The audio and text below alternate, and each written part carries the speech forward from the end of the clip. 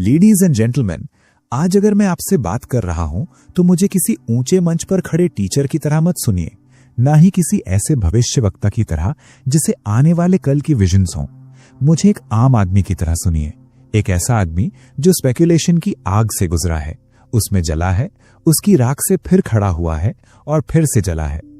जो कुछ भी मैं कह रहा हूं वो किताबों से नहीं आया है, न ही उन साफ सुथरी थ्योरीज से जो प्रोफेसर्स के दिमाग भरे रहती हैं। ये बातें आई हैं टिकर टेप की बेरहम बिना रहम वाली ट्रेनिंग से और मार्केट के उस खामोश फैसले से जो किसी को एक्सप्लेन नहीं देता। मैंने ऐसी ट्रायम्फ देखी हैं जिसने मुझे इनविंसिबल महसूस कराया, और मैंने ऐसा डिस्पेयर भी देखा है, इतना गहरा अंधेरा कि किसी आदमी को बाहर निकलने का रास्ता ना दिखे।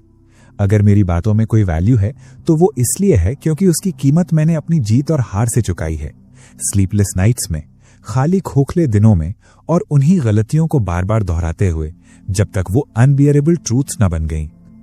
जब मैं पहली बार एक बकेट शॉप में एक लड़के के तौर पर गया तो मैंने सिर्फ नंबर्स को टेप पर चलते हुए देखा, लेकिन अजीब बात यह थी कि मैं उन्हें ऐसे समझ रहा था जैसे वो किसी खास लैंग्वेज में लिखे शब्द हों, ऐसी लैंग्वेज जिसे सिर्फ मैं पढ़ सकता था। फ्लक्चुएशंस मुझसे बात करती थीं और उन्हीं के साथ छोटी छोटी विनिंग्स आईं जो धीरे धीरे बड़ी विनिंग्स बन गई। कॉन्फिडेंस बहुत जल्दी बन गया, शायद जरूरत से ज्यादा जल्दी। जो लड़का ये सोच ले कि वो टेप को हरा सकता है वो खुद को दुनिया से ज्यादा स्मार्ट समझने लगता है।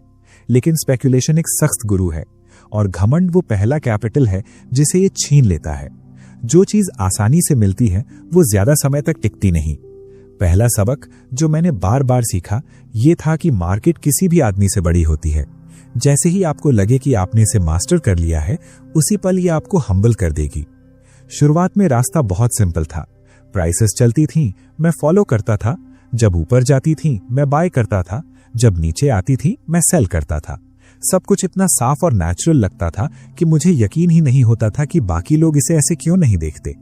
लेकिन फिर मैंने बकेट शॉप्स को पीछे छोड़ दिया, बिल्कुल वैसे ही जैसे सांप अपनी पुरानी खाल छोड़ देता है, और मैं वॉल स्ट्रीट के बड़े खेल में उतर गया। वही मुझे दूसरा सच समझ आया। मार्केट हर जगह एक सी हो सकती है, लेकिन स्टेक्स बड़ी हो जाती हैं, ट्रिक्स ज्यादा चालाक हो जाती हैं और कॉन्सिक्वेंसेस बिल्कुल निर्दयी। आप $1 मिलियन के मार्केट को वैसे नहीं खेल सकते जैसे आप $50 की छोटी सी फ्लटर खेलते हैं। स्केल बदलते ही आप जिस हवा में सांस लेते हैं वो भी बदल जाती है। जब मैंने बड़े पैसे के साथ वही पुराना तरीका अपनाने की कोशिश की, तब मुझे समझ आया कि गेम बदल चुका है। जो तरीका बकेट शॉप्स में एक लड़के के लिए काम करता था वो उस आदमी के लिए काम नहीं करता जिसके पास इतना कैपिटल हो कि वो प्राइसेस को फॉलो करने के बजाय मूव करने लगे।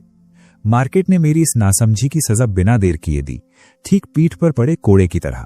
मैं हारा और बहुत बुरी तरह हारा, लेकिन हर लॉस ने अपने सबक मुझ में इतनी गहराई से उकेर दिए जितना कोई किताब कभी नहीं कर सकती थी। मैंने ये सीखा कि जैसे जैसे मेरा कैपिटल बढ़ता गया वैसे वैसे मेरी मेथड को भी इवॉल्व करना जरूरी था। बिना साइज को समझे वही पुराना खेल दोहराते रहना सिर्फ बेवकूफी थी। दाव जितना बड़ा होता है उतनी ही ज्यादा पेशेंस और सही टाइमिंग की जरूरत पड़ती है। मैं आपसे एक ऐसी बात कन्फेस करना चाहता हूं जो ज्यादातर ट्रेडर्स खुलकर नहीं कहते। लॉस सिर्फ जेब खाली नहीं करता, वो दिमाग को भी जहरीला बना देता है। एक आदमी सारे रूल्स जान सकता है, सामने सच को साफ देख सकता है, फिर भी पिछली हार की याद उसका हाथ रोक देती है। ठीक उसी पल जब अपॉर्चुनिटी सामने होती है, डर फुसफुसाता है, दर्द याद है ना, और ग्रीड कहती है इस बार सब अलग होगा, और इन दोनों आवाजों के बीच आदमी अंदर से टूट जाता है। स्पेकुलेशन में सबसे मुश्किल काम सही सोचना नहीं है, बल्कि सही एक्शन लेना है, सही वक्त पर कदम उठाना, और जब नहीं उठाना चाहिए तब खुद को रोक पाना, और वो भी इस तरह कि पुरानी गलतियों का जहर आपके जजमेंट को धुंधला न करे। डिसिप्लिन कोई किताबों में लिखा हुआ शब्द नहीं है, ये ट्रेलर के लिए लाइफ और डेथ का सवाल है। और फिर भी इतने दर्द के बाद भी मैं बार बार उठा। जब जब मैं पूरी तरह वाइप आउट हुआ, मैं वापस आया। मैंने स्टडी की, ऑब्जर्व किया, वेट किया, और जब मार्केट का रुख मेरे पक्ष में बदला, मैंने पूरी ताकत से वार किया। यही मार्केट का अजीब गिफ्ट है। यह हमेशा एक और चांस देता है, लेकिन कभी भी अनप्रिपेयर्ड आदमी को नहीं। मार्केट में ना सिंपैथी है ना फॉरगिवनेस, लेकिन अपॉर्चुनिटी जरूर है। सड़क पर पड़े सिक्के की तरह उस आदमी के लिए जो उसे देख सके और झुककर उठाने की हिम्मत रखे। कई बार मैंने फॉर्चून्स बनाए और खोए, और हर बार जो फॉर्चून दोबारा बना वो पिछले से बड़ा था। लेकिन इस रास्ते से जलन मत करना, क्योंकि हर उछाल के पीछे गिरावट खड़ी रहती है और हर गिरावट पिछली से ज्यादा गहरी होती है। अब मैं क्राउड्स के बारे में कुछ कहना चाहता हूं, क्योंकि कोई भी ट्रेडर उन्हें इग्नोर नहीं कर सकता। मार्केट असल में इंसानी नेचर का बड़ा रूप है। होप, फियर, ग्रीड, पैनिक, यही ताकतें प्राइसेस को चलाती हैं, अर्निंग्स, प्रोडक्शन या पॉलिटिक्स से कहीं ज्यादा। जो आदमी क्राउड को पढ़ सकता है, जो ये महसूस कर सकता है कि ट्रेडर्स का बड़ा झुंड कब एक तरफ ज्यादा झुक गया है, उसके पास ऐसा एडवांटेज होता है जिसे कोई कैलकुलेशन मैच नहीं कर सकती। लेकिन सावधान रहिए, जब आप क्राउड के खिलाफ ट्रेड करते हैं तो आपको इतना स्ट्रांग होना चाहिए कि सही साबित होने से पहले गलत दिखने का दर्द सह सके। कई बार मुझे पता था कि लॉन्ग रन में मैं सही हूं, फिर भी शॉर्ट रन में मैं तबाह हो गया, सिर्फ इसलिए क्योंकि मेरी टाइमिंग गलत थी। मार्केट से बहुत पहले पहुंच जाना प्रैक्टिकली गलत होने जैसा ही होता है, क्योंकि अगर मार्केट घूमने से पहले आपका कैपिटल खत्म हो जाए तो सही होना भी किसी काम का नहीं रहता। कुछ दिन ऐसे भी थे जब टेप मेरे लिए संगीत की तरह गाती थी।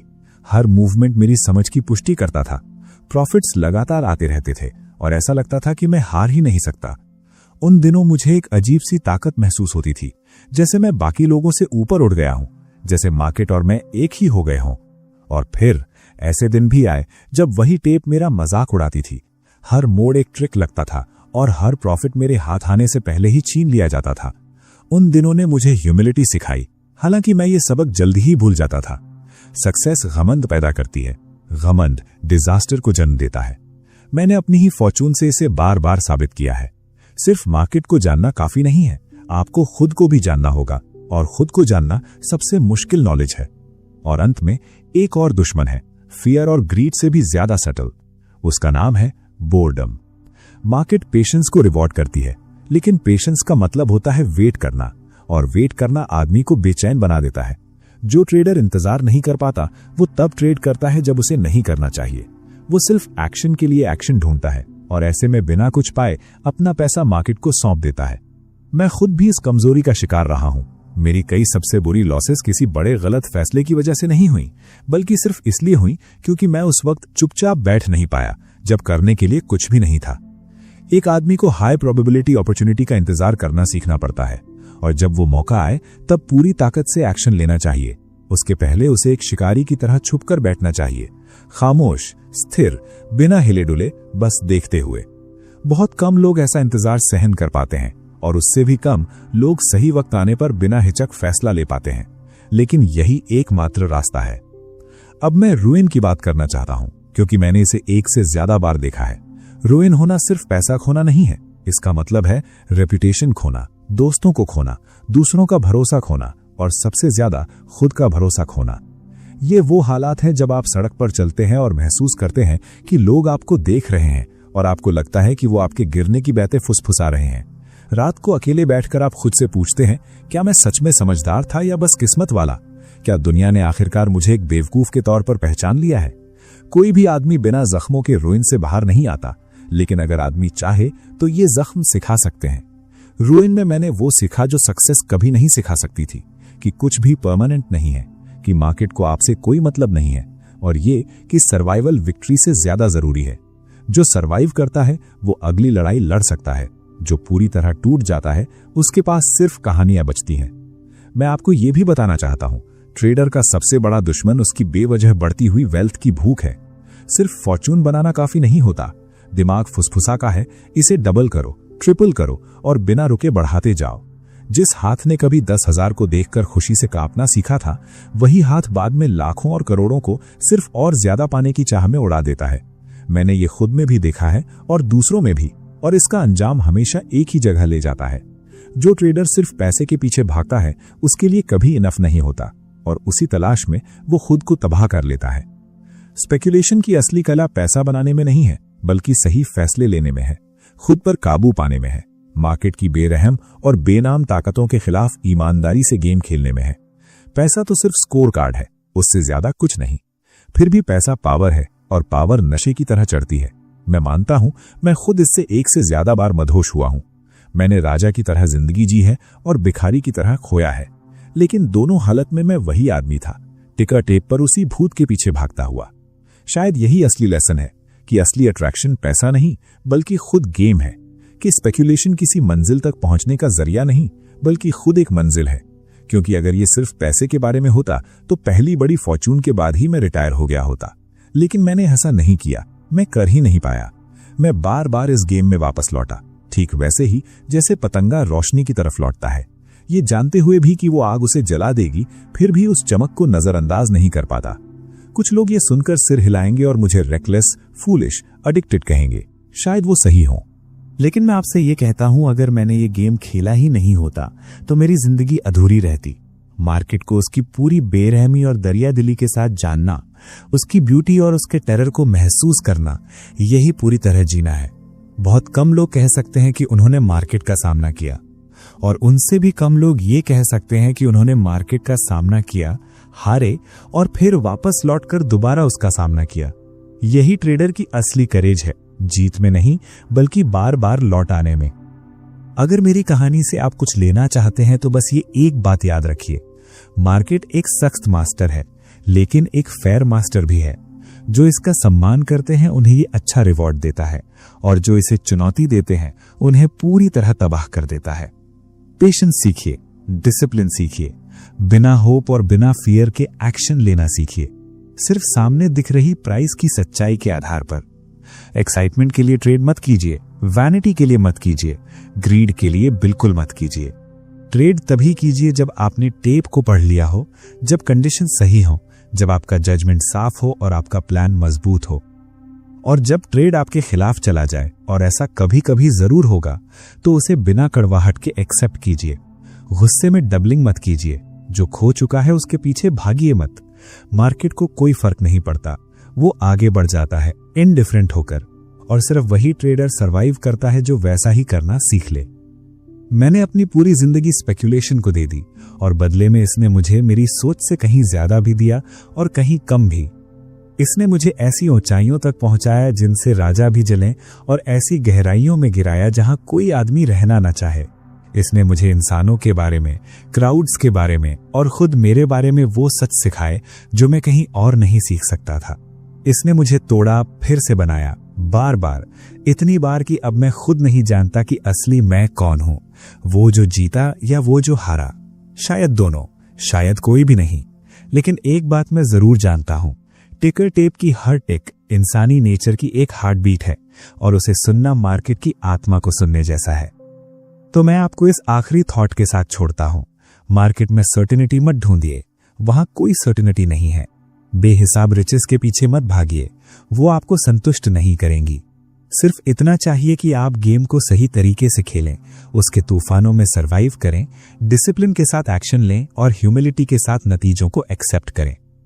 जब कोई आदमी छोटे स्टेक से शुरुआत करता है तो वो ये मान लेता है कि जो मेथड उसकी शुरुआत में काम आई वही हमेशा काम आएगी, बस बड़े स्केल पर। वो खुद से कहता है, अगर मैं कुछ डॉलर को सैकड़ों में बदल सकता हूं तो मैं सैकड़ों को हजारों में और हजारों को लाखों में भी बदल सकता हूं, बस वही प्ले दोहराकर। लेकिन मार्केट इतनी सिंपल नहीं है और ना ही इतनी जेनरस। जो तरीका एक छोटे अकाउंट के साथ काम करता है, वही तरीका अक्सर आपको तब तबाह कर देता है जब आपका स्टेक बड़ा हो जाता है। एक लड़का अगर तालाब में छोटे छोटे कंकड़ भेजे तो वो लहरें देखकर खुश होता है, लेकिन वही आदमी अगर बड़े बड़े पत्थर फेंकने लगे तो पूरा पानी ही हिल जाता है। साइज सब कुछ बदल देता है, और मार्केट उन लोगों को सजा देती है जो इस बात को नहीं समझते। छोटे स्टेक के साथ आदमी मार्केट में ऐसे आ जा सकता है जैसे पानी में मछली, बिना दिखे, बिना नोटिस हुए। वो किनारों पर छोटे छोटे प्रॉफिट्स बना लेता है जहां किसी को उसकी मौजूदगी से फर्क नहीं पड़ता। मेरे बचपन के बकेट शॉप्स ऐसे ही मूव्स के लिए परफेक्ट ट्रेनिंग ग्राउंड थे। यहां थोड़े शेयर्स, वहां थोड़े शेयर्स। टेप पर चल रहे नंबर्स को शायद ही फर्क पड़ता था कि मैं क्या कर रहा हूं। मैं इनविजिबल था, और छोटे स्पेक्यूलेटर के लिए इनविजिबिलिटी एक बहुत बड़ा एडवांटेज होती है। वो अपना प्ले खेल सकता है, प्रॉफिट ले सकता है और बिना निशान छोड़े निकल सकता है। लेकिन जैसे ही स्टेक बढ़ता है, जैसे ही आप छोटी मछली नहीं रहते बल्कि वेल बन जाते हैं, बाइंग और सेलिंग का तरीका ही सिचुएशन बदल देता है।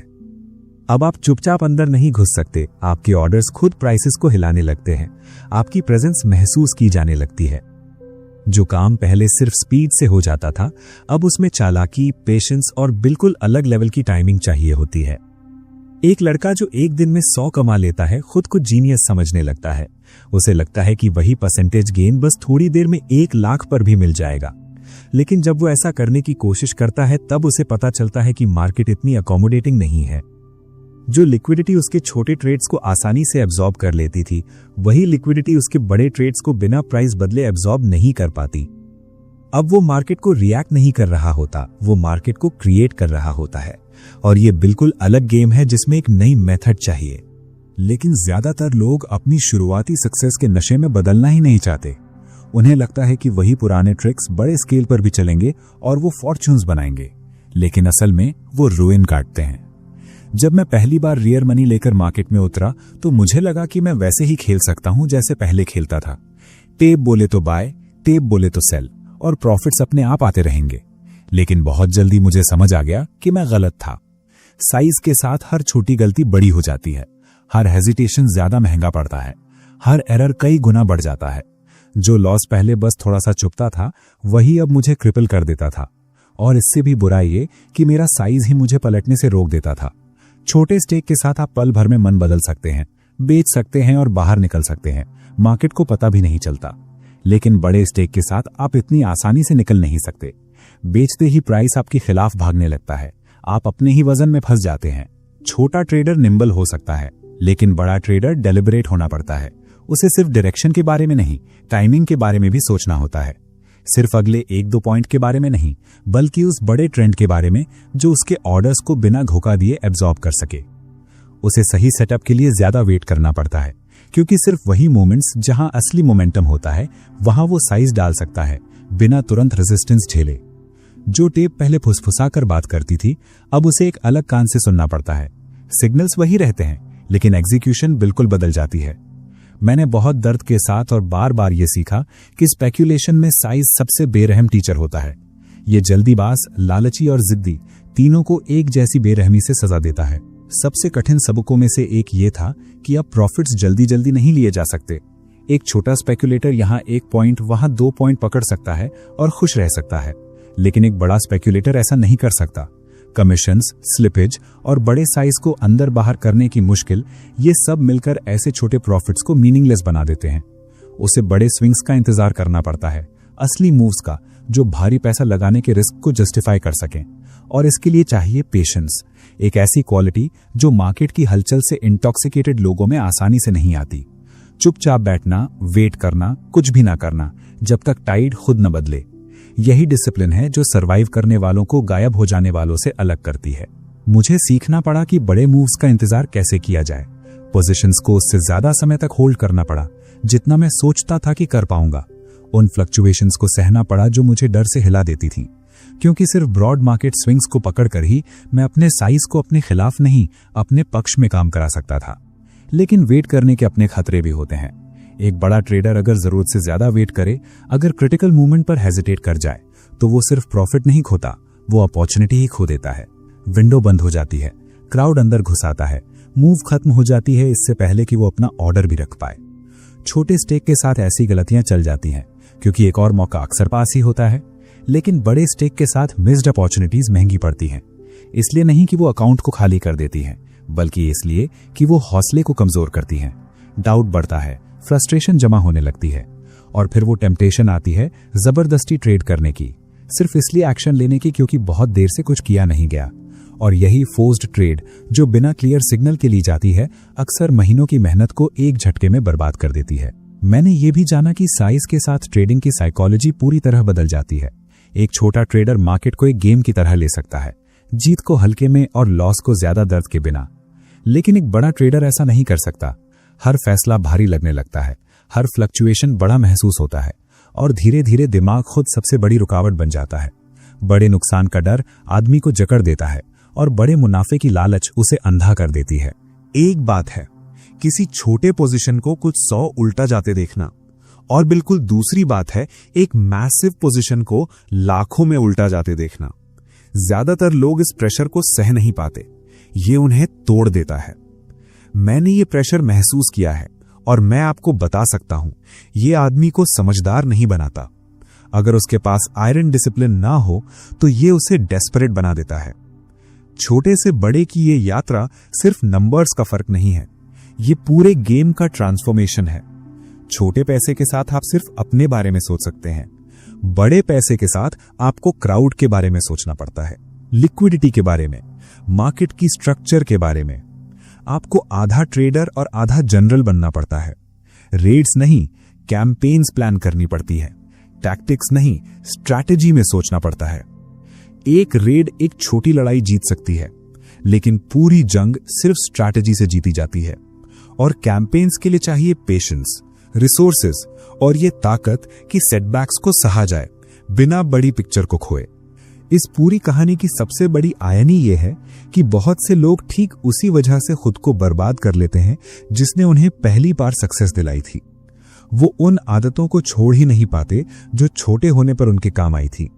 उन्हें लगने लगता है कि टेप ने उन्हें कोई स्पेशल गिफ्ट दे दिया है, कि मार्केट उनके लिए वैसे ही झुकेगा जैसे तब झुकता था जब उनका साइज छोटा था। वो ये समझ ही नहीं पाते कि मार्केट बदला नहीं है, बदला है उनका रिश्ता मार्केट से। वजह मार्केट की नेचर नहीं, बल्कि उनका अपना साइज है। अब वो टेप के स्टूडेंट नहीं रहे, अब वो उसके स्टेज पर एक्टर बन चुके हैं। और जो एक्टर ये भूल जाता है कि वो अब ऑडियंस में नहीं है, उसका गिरना तय होता है। मैंने भी अक्सर बहुत देर से ये सीखा कि ह्यूमिलिटी को कैपिटल के साथ साथ बढ़ना चाहिए। स्टेक जितना बड़ा होता है, ट्रेडर को उतना ही कॉशियस होना पड़ता है। छोटा ट्रेडर रेकलेस हो सकता है और फिर भी रिकवर कर सकता है, बड़ा ट्रेडर नहीं कर सकता। बड़े साइज पर रेकलेसनेस सीधा मौत का न्योता है। पोजीशन जितनी बड़ी होती है, उतने ही कम मौके ऐसे होते हैं जिन्हें पकड़ना सही होता है, और उन मौकों के बीच का वेट भी उतना ही लंबा होता है। छोटे साइज पर इंपेशेंस माफ की जा सकती है, बड़े साइज पर इंपेशेंस रूइन लेकर आती है। छोटा ट्रेडर जब अपना अकाउंट डबल कर लेता है तो उसे लगता है कि उसने मार्केट को जीत लिया। बड़ा ट्रेडर ये जानता है कि उसने सिर्फ एक और दिन सरवाइव किया है जब वो अपना कैपिटल बचा लेता है। यही फर्क साइज पैदा करता है, और ये फर्क ज्यादातर लोग तब तक नहीं समझते जब तक बहुत देर नहीं हो जाती। स्पेक्यूलेशन में सिर्फ सही होना काफी नहीं है। एक आदमी सच्चाई को दोपहर के सूरज की तरह साफ देख सकता है। उसे पूरा यकीन हो सकता है कि मार्केट अब पलटेगा, कि प्राइसेस टिक नहीं सकते, कि बड़ा स्विंग तय है। फिर भी अगर वो ज्यादा जल्दी पहुंच गया तो वो उतना ही तबाह होगा जितना वो आदमी जो गलत था। ये मार्केट की सबसे ठंडी और बेरहम सीख है। ये फोरसाइट की पूरे आइडिया का मजाक उड़ाती है। लोग सोचते हैं कि राज भविष्यवाणी करने में है, सबसे पहले जान लेने में कि आगे क्या होगा। लेकिन मार्केट पहले जानने वाले को रिवॉर्ड नहीं देता, वो रिवॉर्ड देता है उसे जो उस पल एक्शन लेता है जब पूरी दुनिया मानने के लिए तैयार हो जाती है। बहुत जल्दी पहुंच जाना भीड़ के वजन तले कुचले जाने जैसा है, भले ही वही भीड़ अपनी ही तबाही की तरफ बढ़ रही हो। मैं इतनी बार अर्ली रहा हूं कि गिनती भी याद नहीं। मैंने स्टॉक्स को बड़ी गिरावट की शुरुआत में बेच दिया और फिर उन्हें और ऊपर जाते हुए देखा उससे पहले कि वो सच में टूटे। मैंने बड़े बुल मार्केट्स की शुरुआत में खरीदा और फिर रैली के थोड़ी देर रुकते ही बाहर फेंक दिया गया, उससे पहले कि असली तेजी शुरू होती। हर बार लॉन्ग रन में मैं सही था और हर बार शॉर्ट रन में मुझे भारी नुकसान हुआ। मेरी समझ ने धोखा नहीं दिया, मेरी टाइमिंग ने दिया। और जब कैपिटल सीमित हो तब टाइमिंग ही सब कुछ होती है। मार्केट आपकी सोच से कहीं ज्यादा समय तक गलत रह सकता है और आप उससे पहले दिवालिया हो सकते हैं। जो लोग इस सच को भूल जाते हैं वो इसे अपनी पूरी फॉर्च्यून की कीमत पर सीखते हैं। क्राउड अपनी गलती मानने में कभी जल्दी नहीं करता।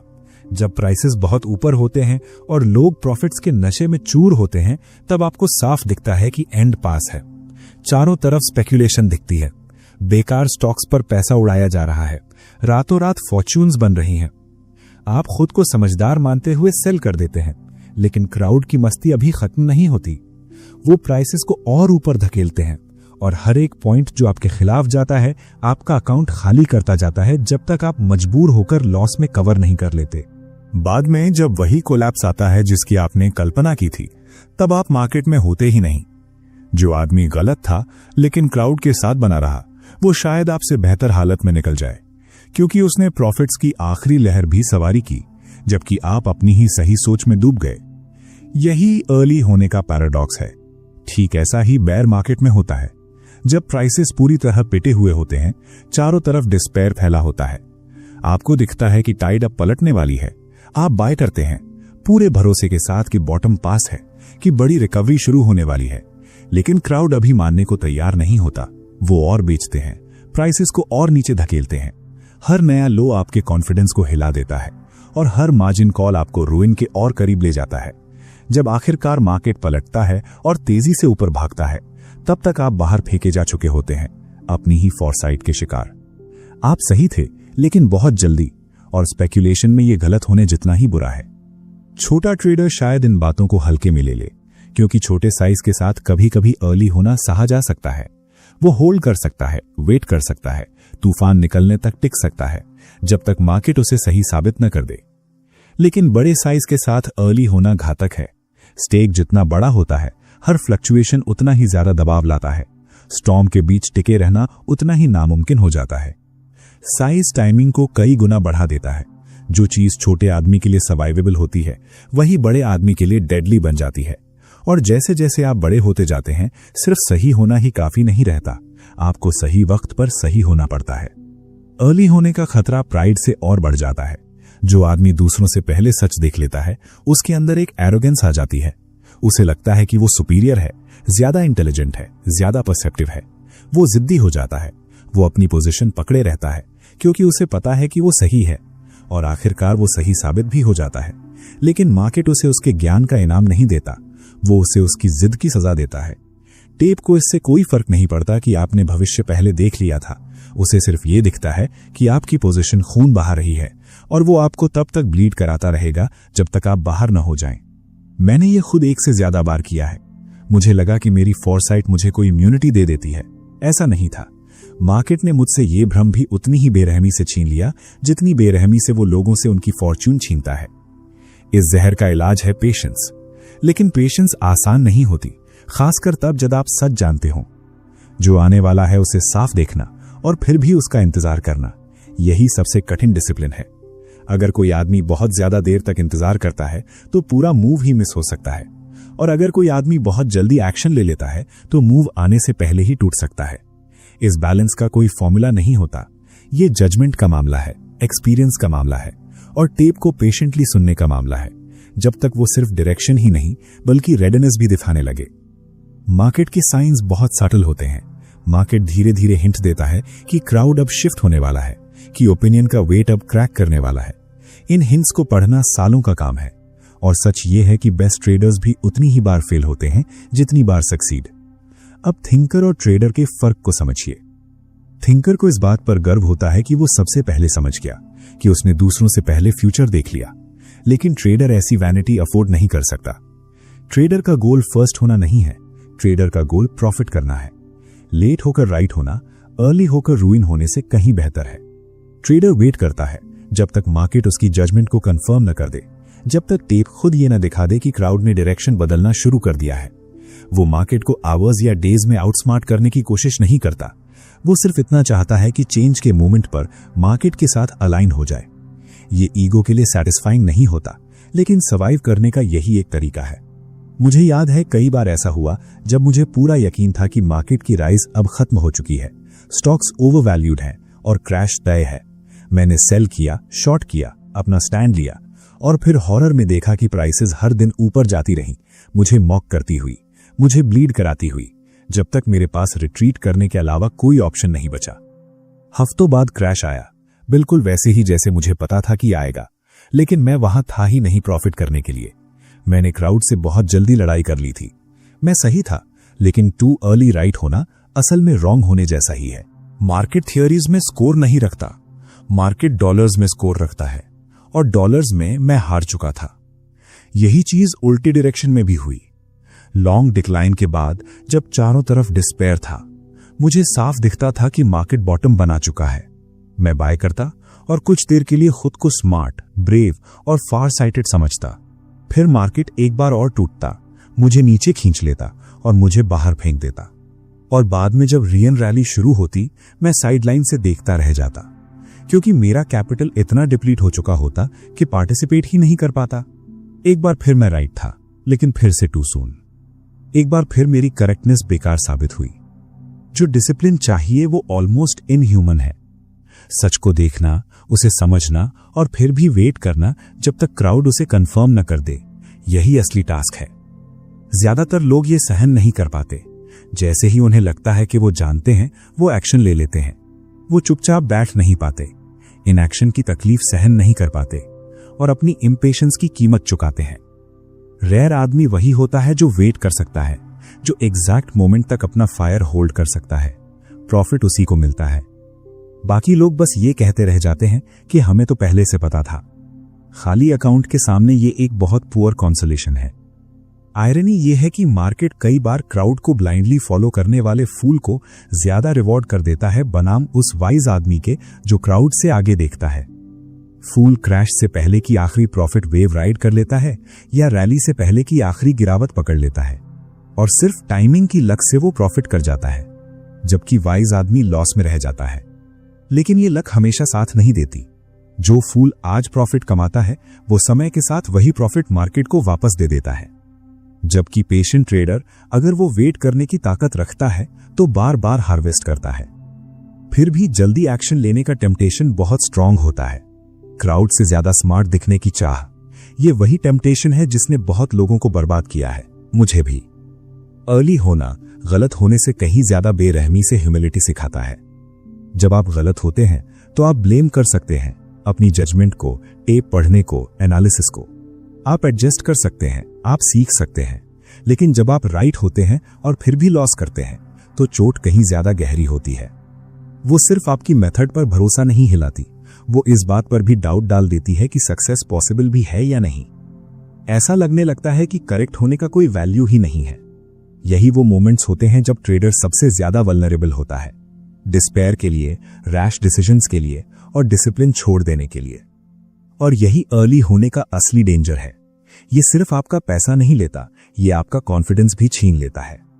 और कॉन्फिडेंस के बिना ट्रेडर शुरू होने से पहले ही खत्म हो जाता है। इससे बचने के लिए एक बात हमेशा याद रखनी होती है, मार्केट खुद को प्रूव करने की जगह नहीं है। ये इंटेलेक्ट या ईगो का स्टेज नहीं है। मार्केट सिर्फ दो चीजों की जगह है, सर्वाइव करने की और प्रॉफिट करने की। सर्वाइव करने के लिए ट्रेड तब नहीं करना होता जब आपको लगता है कि आप राइट हैं। ट्रेड तब करना होता है जब मार्केट दिखा दे कि आप राइट हैं। टेप झूठ नहीं बोलता, लेकिन वो जल्दी भी नहीं करता।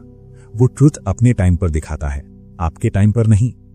जो ट्रेडर उस मोमेंट का इंतजार नहीं कर पाता वो बार बार पनिश्ड होता है, या तो सीखने तक या पूरी तरह टूटने तक। लॉस और रूइन में फर्क होता है।